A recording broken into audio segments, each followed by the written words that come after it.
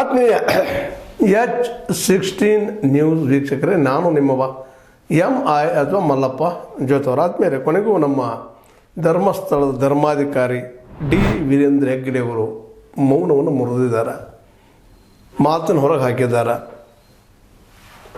SIT ತನಿಖೆ ಸ್ವಾಗತ ಮಾಡಿದ್ದಾರೆ, ಆರಂಭದಲ್ಲಿ ಸ್ವಾಗತ ಮಾಡಿದ್ದಾರೆ ಅಂತ ಹೇಳಿದ್ದಾರೆ. ಜೊತೆಗೆ ಇದು ಆಧಾರ ರಹಿತ ಕಪೋಲ ಕಲ್ಪಿತ ವಾದಗಳಂತೂ ತಮ್ಮ ಮಾತನ್ನು ಸೇರಿಸಿದ್ದಾರೆ. ಆದರೂ ನಾವು SIT ಸ್ವಾಗತಿಸ್ತೀವಿ. ಆದಷ್ಟು ಶೀಘ್ರ ಅದರ ಪರಿಣಾಮವನ್ನು ತಿಳಿಸಲಿ.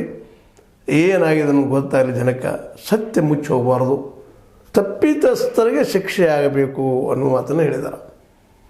ನಿಜವಾಗಿ ಇದು ಸ್ವಾಗತಾರ್ಹ. ಡಿ ವೀರೇಂದ್ರ ಹೆಗ್ಗಡೆ ಅವ್ರ ಬಗ್ಗೆ ಅನೇಕ ರೀತಿ ಆರೋಪ ಮಾಡ್ತಾ ಇದ್ದಾರೆ. ಆ ಆರೋಪಗಳಲ್ಲಿ ಸತ್ಯ ಇರ್ಬೋದು, ಸುಳ್ಳು ಇರ್ಬೋದು, ಅದ್ರ ಬಗ್ಗೆ ನಾವು ಏನೂ ಹೇಳಕ್ಕೆ ಸಾಧ್ಯ ಇಲ್ಲ. ಆದರೆ ನಮ್ಮ ವೀರೇಂದ್ರ ಹೆಗ್ಗಡೆ ಅವರು ಹೇಳ್ತಾ ಇದ್ದಾರೆ, ಅವೆಲ್ಲ ಕೆಲವೊಂದು ಆಧಾರ ರೈತಿದ್ದಾವ ಅನ್ನುವಂಥ ಮಾತನ್ನು ಅವ್ರು ಏನು ಅಂದಿದ್ದಾರೆ, ಅವ್ರ ಬಾಯಿ ಹರಿಕೆ ಹಂಗೆ ಅದು ಸತ್ಯ ಆಗಲಿ ಅನ್ನೋದಷ್ಟು ನಮ್ಮ ಬಯಕೆ. ಯಾಕಪ್ಪ ಅಂತಂದ್ರೆ ಅನಗತ್ಯ ಆರೋಪಗಳು ಎದುರಿಸೋರಿಗೆ ಗೊತ್ತಾಗ್ತದೆ, ಸುಳ್ಳು ಆರೋಪಗಳು ಎದುರಿಸೋರಿಗೆ ಎಷ್ಟು ತೊಂದರೆ ಆಗ್ತದೆ, ನೋವು ಆಗ್ತದೆ ಅನ್ನೋದು ಸಹಜವಾಗಿ ಎಲ್ಲರಿಗೂ ಅರ್ಥ ಆಗುವಂಥ ವಿಷಯ. ಅವರು ತಪ್ಪು ಮಾಡಿದ್ರು ಅವ್ರಿಗೆ ಆಗ್ತದೆ, ಆ ಮಾತು ಬೇರೆ. ಬಟ್ ಇದು ಏನಿರುತ್ತೆ ಯಾಕಪ್ಪ ನಮಗನ್ನುವಂಥ ಮಾತನ್ನು, ಅದರಲ್ಲೂ ಅಲ್ಲೆಲ್ಲ ಹೆಣಗಳು ಹೋಗೋದಂಥ ವಿಷಯ, ಇದು ಆಧಾರ ರಹಿತ ಅನ್ನೋಂಥ ಮಾತನ್ನು ಮಾತಾಡ್ತಾ ಇದ್ದಾರೆ. ಮತ್ತು ಮುಖ್ಯ ಅಂದರೆ SIT ಪೂರ್ಣ ಆಗಲಿ, ತನಿಖೆ ಆಗಲಿ, ಹೊರಗೆ ಬರಲಿ ಅಂತೇಳಿ ಅದರ ನಿರ್ಧಾರ. ಇದೇ ಕಾಲಕ್ಕೆ ಇವರ ವಿರೋಧಿಗಳು ಸಹ ತಿಮ್ರೂಡಿ ಆಗಿರ್ಬೋದು, ಮಟ್ಟೆನವರಾಗಿರ್ಬೋದು, ರವಿ ಪ್ರಸನ್ನವರಾಗಿರ್ಬೋದು, ಇನ್ನುಳಿದ ಕೆಲವೊಂದಲ್ಲಿ ಹೋರಾಟಗಾರರಾಗಿರ್ಬೋದು, ಅವರು ಸಹಿತ ಇದನ್ನು ಹೇಳ್ತಾ ಇದ್ದಾರೆ. SIT ಸತ್ಯ ಮಾಡಿದ್ದು, ಸತ್ಯ ಹೊರ ಹಾಕೋ ಸದ ಯೋಗ್ಯದ. ಮತ್ತು ಇದನ್ನು ನಮ್ಮ ಈ ಸಿದ್ದರಾಮಯ್ಯನವ್ರು ಮಾಡಿದ್ದು ಭಾಳ ಸ್ವಾಗತಾರ್ಹದ. ಇದಾಗಲಿ ಸತ್ಯ ಹೊರಗೆ ಬರತ್ತೆ ಅವರು ಹೇಳ್ತಾ ಇದ್ದಾರೆ. ಅಂದರೆ ಎರಡೂ ಕಡೆಯ ಜನರಲ್ಲೇ ಇದು SIT ಯೋಗ್ಯದ, ಈ ತನಿಖೆ ಅದು ಸತ್ಯ ಹೊರಗೆ ಬರಲಿ ಅನ್ನೋದು ಇಬ್ಬರಲ್ಲೂ ಬರಲದು ಹೊರಗೆ. ನಮ್ಮ ಈಗಾಗಲೇ ಈ ಕುರಿತಾಗಿ ಸಾಕಷ್ಟು ಸ್ಟ್ರೈಕ್ಗಳಾಗ್ತಾ ಇದ್ದಾವೆ, ಧರ್ಮಸ್ಥಳ ಹೆಸರು ಕೆಡಿಸ್ತಾ ಇದ್ದಾರೆ, ಮಾಡ್ತಾ ಇದ್ದಾರೆ. ಅಲ್ಲಲ್ಲೇ ಎಲ್ಲ ಕಡೆ ಸ್ಟ್ರೈಕ್ ಮಾಡಿ ತಮ್ಮ ಮನವಿಯನ್ನು ಸಲ್ಲಿಸಿ ಧರ್ಮಸ್ಥಳದ ಪರವಾಗಿ ಅನೇಕ ತಮ್ಮ ಮಾತುಗಳನ್ನು ಮಾತಾಡ್ತಾ ಇದ್ದಾರೆ. BJP ಅಂತೂ ಟೊಂಕಕ್ಕೆ ಬಂದು ಏನಪ್ಪ ಅಂತಂದ್ರೆ ಈ ಕಟ್ಟಿಕೊಂಡು ಟೊಂಕ ಬಿಗಿ ಹಿಡ್ಕೊಂಡು ನಾವು ಇಲ್ಲಪ್ಪ ನಿಶ್ಚಿತವಾಗಿ ಇದು ಅನಗತ್ಯವಾಗಿ ಆರೋಪ ಮಾಡ್ತಾ ಇದ್ದಾರೆ. ಧರ್ಮದ ನೆಲೆಯಾದ ಧರ್ಮಸ್ಥಳದ ಹೆಸರು ಕೆಡಿಸ್ತಾ ಇದ್ದಾರೆ, ಅದರ ಪಾವಿತ್ರ್ಯತೆ ಹಾಳು ಮಾಡ್ತಾ ಇದ್ದಾರೆ. ಹೋರಾಟ ಇನ್ನೂ ಜೋರಾಗಿ ಮಾಡ್ತಾ ಇದ್ದಾರೆ. ಅವ್ರು ಬಯಸಿದಂಗೆ ನಿಶ್ಚಿತವಾಗಿಯೂ ಅದೇನಪ್ಪ ಅಂತಂದ್ರೆ ಈಗೇನು ಆರೋಪ ಮಾಡುವಂಥ ಇದೆಯಲ್ಲ, ಅವೆಲ್ಲ ಸುಳ್ಳಾಗಿರೋ ಅನ್ನೋದು ಎಲ್ಲರ ಅಭಿಪ್ರಾಯ.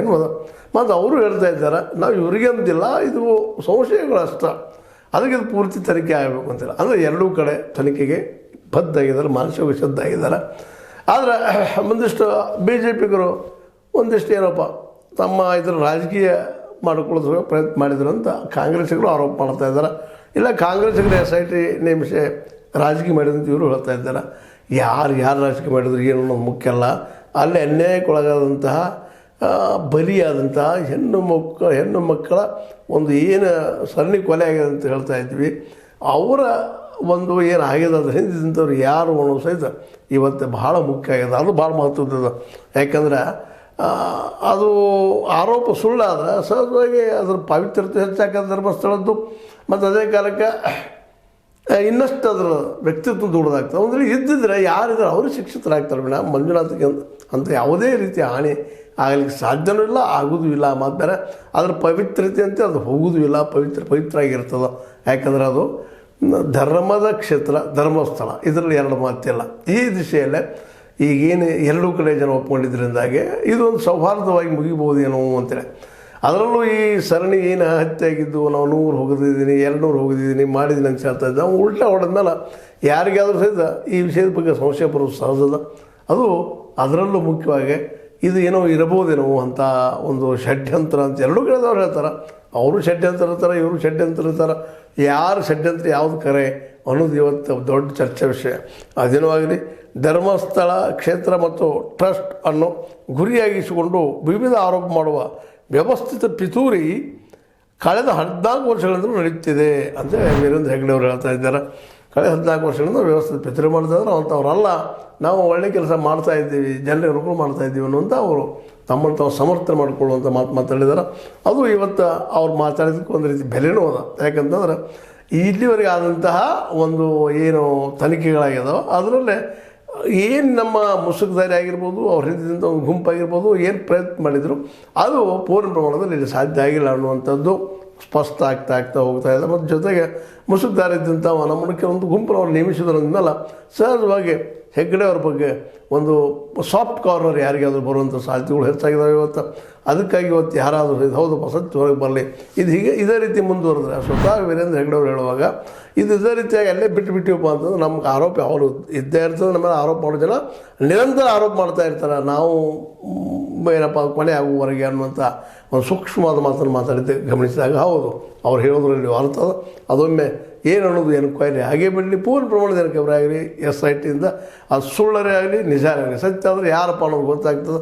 ಸುಳ್ಳಾದ್ರೆ ಸಹಜದ ಮುಸುಕುದಾರಿ ಮೇಲೆ ಹಿಂದುಳಿದವ್ರ ಮೇಲೆ ಅದು ಮತ್ತು ಹೊಸ ಒಂದು ಏನಪ್ಪ ಅಂತಂದ್ರೆ ತನಿಖೆಗೂ ಮತ್ತದಕ್ಕೂ ಯಾಕೆ ಮಾಡಿದಂತಾದ್ರೆ ಕೆಲಸಗಳು ಅದು ಸ್ಟಾರ್ಟ್ ಆಗೋದು. ಅದು ಏನೋ ಆಗಲಿ ಇಲ್ಲಿವರೆಗೆ ಅಲ್ಲೇ ಅಂಥ ಸೌಜನ್ಯಾಳ ಹತ್ಯೆ ಅಂತೂ ಬಹಳ ಭಯಂಕರ ಆಗಿತ್ತು. ಆ ಒಂದು ನೆಲೆಯಲ್ಲಿ ಅತ್ಯಾಚಾರ ಮತ್ತು ಹತ್ಯೆ ಇವೆರಡು ಪ್ರಕರಣಗಳಿರೋದ್ರಿಂದ ಅದ್ರ ಹಿಂದಿದ್ದವ್ರು ಯಾರು ಅನ್ನೋದು ಇವತ್ತಿಗೂ ಸಹಿತ ಸ್ಪಷ್ಟ ಆಗ್ತಾ ಇಲ್ಲ ಅನ್ನೋದು ಮಾತ್ರ ಇನ್ನೂ ಅದು ಹಾಗೆ ಉಳಿತಾ ಇದೆ. ಅದು ಮೊದಲಾಗಬೇಕಾಗಿತ್ತು. ಅದಾಯಿತು. ಅರಣ್ಯ ಭಟ್ಟ ಅವರಲ್ಲ ಅಂತ ಕೆಲವರು ವಾದ ಮಾಡ್ತಾ ಇದ್ದಾರೆ, ಇಲ್ಲ ಎದ್ದಿರಲಿಲ್ಲ ಅಂತೇಳಿ. ಯಾವುದೋ ಆಗಲಿ ಹೆಣ್ಮಕ್ಳಲ್ಲಿ ಏನು ಕೊಲೆ ಆಗ್ಯದ ಅವ್ರ ಬಗ್ಗೆ ಮತ್ತು ಪದ್ಮಲತಾ ಅವ್ರ ಬಗ್ಗೆ ಇನ್ನೊಬ್ಬರು ಎಷ್ಟು ಸಿಗ್ತಾರೆ ಅವ್ರಿಗೆಲ್ಲ ಹೆಣ್ಮಕ್ಳ ಬಗ್ಗೆ ಅವ್ರ ಹಿಂದಿದವ್ರು ಯಾರೂ ಸತ್ಯ ಗುರುತಿದ್ರೆ ಇನ್ನೂ ಭಾಳ ಉತ್ತಮ. ಮೋಸ್ಟ್ಲಿ ಈ ಏನು ಹೆಣಗಳನ್ನ ಹೋಗೋದಂಥ ವಿಷಯ ಇದ್ದು ಮೋಸ್ಟ್ ಪ್ರಾಬಬ್ಲಿ ಇದು ಇಲ್ಲಿವರೆಗೆ ಮಾಡಿದಂಥ ಕೆಲಸ ಒಂದು 6ನೇದು ಪಾಯಿಂಟ್ ಮತ್ತು 11ನೇ ಪಾಯಿಂಟಲ್ಲಿ ಕಾಣ್ತದೆ. ಇಲ್ಲೆರಡು ಕಡೆಯಿಂದ ಮೂಳೆಗಳು ಸಿಕ್ಕಿದಾವೆ, ಮದುವೆ ಕೆಲವೊಂದು ಇದ್ದಾವೆ, ಯಾರೂ ಇವು ಮತ್ತು ಮಣ್ಣುಗಳು ಮಣ್ಣನ್ನು ಸಹಿತ ತೆಗೆದುಕೊಂಡಾರ ಅಂತೇಳಿ ಈಗಾಗಲೇ ನಮ್ಮ ಗೃಹ ಮಂತ್ರಿ ಅವರು ಹೇಳಿದ್ದಾರೆ. ಅಂದ್ರೆ ಮಣ್ಣರಿಗೆ ನಮ್ಮ ಕರೆಗೆ ಹೋಗಿರ್ತಾವೆ ಎಲುವುಗಳು, ಅದನ್ನು ಪ್ರಯತ್ನ ಮಾಡ್ತಾಯಿದ್ದೀವಿ ಅಂತೇಳಿ.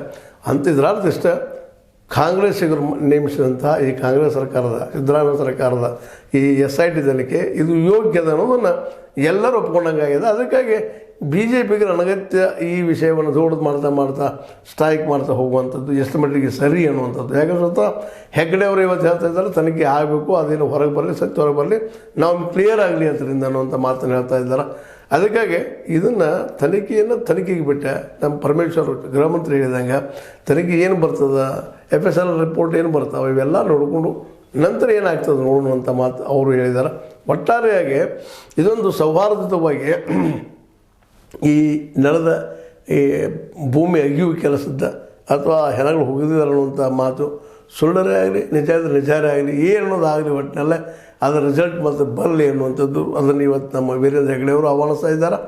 ಅದೇ ಕಾಲಕ್ಕೆ ಯಾರಾದರೂ ಸಹಿತ ಸ್ವತಂತ್ರ ಚಿಂತನೆ ಮಾಡುವಂಥ ಜನ ಹೌದಪ್ಪ ಇದು ಆಗಿದ್ದು ಒಮ್ಮೆ ಸ್ಪಷ್ಟ ಆಗಲಿ ಅನ್ನುವಂಥದ್ದು. ಹೀಗಾಗಿ ಒಟ್ಟು ತನಿಖೆ SIT ತನ್ನ ಅಂತಿಮ ಒಂದು ರಿಪೋರ್ಟನ್ನು ಸಲ್ಲಿಸುವ ದಿಶೆಯಲ್ಲಿ ಮುಂದುವರಿತಾ ಇದೆ ಅನ್ನೋದು ಅಷ್ಟು ಸಹಿತ ಅವರು ಸೀರಿಯಸ್ ಆಗಿ ಈ ಕೆಲಸವನ್ನು ಮಾಡ್ತಾಯಿದ್ದಾರೆ. ಜೊತೆಗೆ ಇಲ್ಲಿವರೆಗೆ ನಮ್ಮ ಸಿದ್ದರಾಮಯ್ಯನವರು ಸಹಿತ ಅದರ ಬಗ್ಗೆ ಹೆಚ್ಚು ಮಾತಾಡಲಾರದ ಕೆಲಸ ಆಗಲಿ ಮೊದಲ SIT ರಿಪೋರ್ಟ್ ಬಂದಮೇಲೆ ನೋಡಿದ್ರೆ ಆಯಿತು ಅಂತೇಳಿ ಮತ್ತು ನಮ್ಮ ಪರಮೇಶ್ವರ್ ಅವರಂತೆ ಸ್ಪಷ್ಟವಾಗಿ ಹೇಳಿದ್ದಾರೆ. ಈಗ ನಡೆದು ಜಸ್ಟ್ ಎಕ್ಸ್ಕವೇಷನ್ ಅದು ಹಡ್ಡಿದು ಮಾಡೋದು ಮಾಡೀವಿ, ಇನ್ನು ತನಿಖೆ ಆಗ್ತದೆ, ಯಾರೇನು ಗೊತ್ತಾಗ್ತದೆ, ಹೌದಪ್ಪ ಏನೋ ಹೋಗೋದಿದ್ರೋ ಇಲ್ಲೋ ಅನ್ನುವಂಥದ್ದು. ಜೊತೆಗೆ ಇನ್ನೊಮ್ಮೆ ಮತ್ತು SITಯಿಂದನ ಈ ಸೌಜನ್ಯಂದಾಯಿತು, ಪದ್ಮಲತಾಂದಾಯ್ತು, ಅರಣ್ಯ ಭಟ್ಟ ಅವ್ರದ್ದಾಯ್ತು, ಇದು ಎನ್ಕ್ವೈರಿ ಆಗಿ ಇದ್ರ ರಿಸಲ್ಟ್ ಏನು.